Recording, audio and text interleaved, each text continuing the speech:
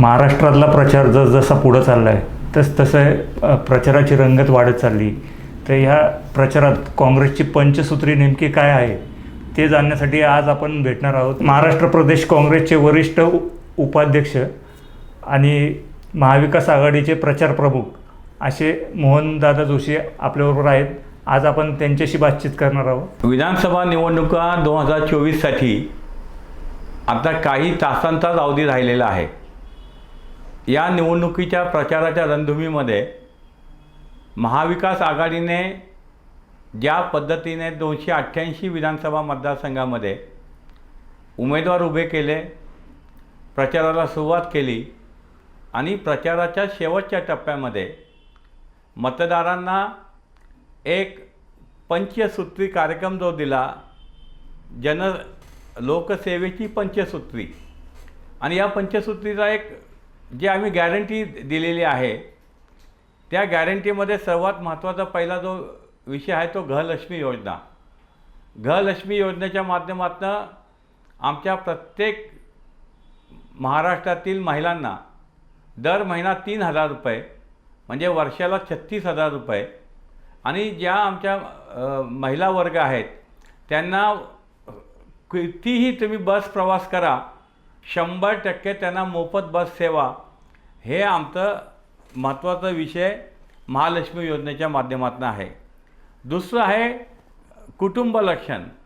आज आपण जर पाहिलं की सर्वसामान्य मध्यमवर्गीय असू, गरीब असू किंवा कोणीही असू, आज आरोग्यसेवा ही एवढी महत्त्वाची झालेली आहे. आणि एखादा आजार झाला किंवा घरातला एखादा व्यक्तीचा आजारी पडला, त्याला काहीतरी प्रॉब्लेम झाले, तर हॉस्पिटलमध्ये ॲडमिट केल्यानंतर ज्या पद्धतीचं बिलं येतात, अनेकदा मी पाहिलेले की अनेक संसार उद्ध्वस्त झालेत या हॉस्पिटलच्या उपचारापायी. आणि म्हणून काँग्रेस महाविकास आघाडी सरकारने एक निर्णय घेतला आहे की कुटुंबातील म्हणजे प्रत्येक कुटुंबाला 25 लाख रुपयेपर्यंत आरोग्य विमा आम्ही देतो आहे. आणि या 25 लाखापर्यंतचा खर्च हा सरकार उचलणार आहे, महाविकास आघाडीचं सरकार उचलणार आहे. ही आम्ही त्या ठिकाणी एक महत्त्वाची गोष्ट दिली आहे.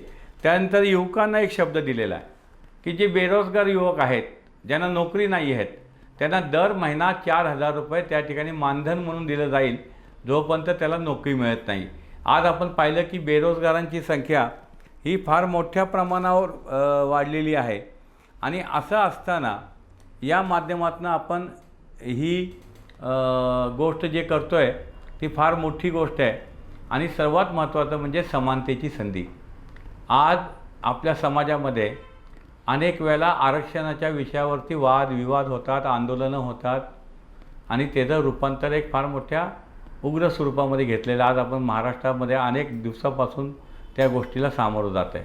आणि म्हणून महाविकास आघाडी सरकारने एक असा निर्णय घेतला आहे की आपलं सरकार आल्याबरोबर आपण जातीनिहाय जनगणना करणार आहोत. आणि जातीनिहाय जनगणना केली तर त्या समाजाला त्यांच्या संख्येप्रमाणे त्या ठिकाणी समानतेची संधी आणि वाटा देण्याचं कामसुद्धा आपण या ठिकाणी केलं आहे. आज आपण पाहिले की जी कृषी समृद्धी आहे, जो आमचा शेतकरी बांधव आहेत, त्या शेतकरी बांधवांनासुद्धा आपण या ठिकाणी नियमित 3 लाखापर्यंत कर्जमाफी करण्याचा निर्णय घेतला आहे. अनेक वेळेला शेतकरी बांधव जे असतात त्यातले अनेक शेतकरी बांधव हे नियमितपणे कर्ज फेड करत असतात, आणि कर्जमाफीचा निर्णय घेतल्यानंतर त्यांना असं वाटतं की मग आम्ही नियमितपणे कर्ज फेडतो ही आमची चूक आहे का? तर आम्ही त्यासाठी सुद्धा एक योजना अशी घेतली त्याच्यामध्ये की जे नियमितपणे कर्ज फेडतात त्यांना 50,000पर्यंत कर्जमाफीचा निर्णय हा महाविकास आघाडी सरकारने घेतलेला आहे. हे आमची एक 5 गॅरंटी आम्ही देतो आहे. आणि आज आम्ही ही गॅरंटी देत असताना महाराष्ट्रातील जनतेला विश्वासाने सांगितलं की आम्ही नुसतं बोलत नाही आहे, तर आम्ही करून दाखवलं आहे. यापूर्वी कर्नाटकमध्ये निवडणुका झाल्या, तिथं आम्ही गॅरंटी दिल्या होत्या, त्या 100% गॅरंटी आज आम्ही तिथं अंमलबजावणी करतो आहे. हिमाचलमध्ये निवडणुका झाल्या, तिथं आम्ही गॅरंटी दिल्या होत्या, आज हिमाचलमध्ये प्रत्येक राज्यामध्ये त्या ठिकाणी आज तिथली जनता त्याचा लाभ घेत आहे. 1 वर्षापूर्वी तेलंगणाच्या निवडणुका झाल्या, त्या तेलंगणाच्या निवडणुकीमध्ये सुद्धा आम्ही ज्या गॅरंटी दिल्या होत्या त्या गॅरंटीचं निवडणुकीचे निकाल लागले. आमच्या काँग्रेस सरकारचा शपथविधी झाला आणि शपथविधीनंतर पहिल्या कॅबिनेटमध्ये त्या ठिकाणी आम्ही ज्या ज्या गॅरंटी दिलेल्या होत्या त्याचा संपूर्ण निर्णय घेतले आणि तेलंगणातील जनतेने सुद्धा पाहिलं की त्यांनी बहुमताने काँग्रेसचं सरकार आणलं आणि काँग्रेसने दिलेलं आश्वासन तिथं पूर्ण केलं.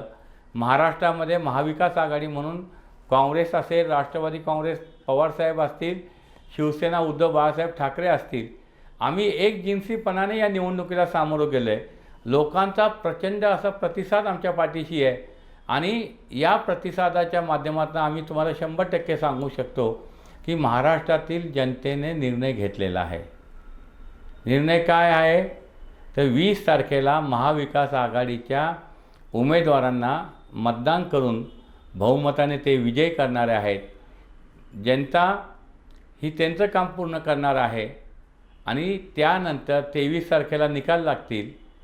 25-26 तारखेपर्यंत महाविकास आघाडीचं नवीन सरकार येईल आणि नवीन सरकार आल्यानंतर दिलेल्या या पंचसूत्री कार्यक्रमाची अंमलबजावणी आम्ही महाविकास आघाडीचे कार्यकर्ते, पदाधिकारी आणि नेते हे महाराष्ट्रातील जनतेला जी हमी दिली आहे ते आम्ही निश्चितपणे पूर्ण करू हा मला विश्वास आहे.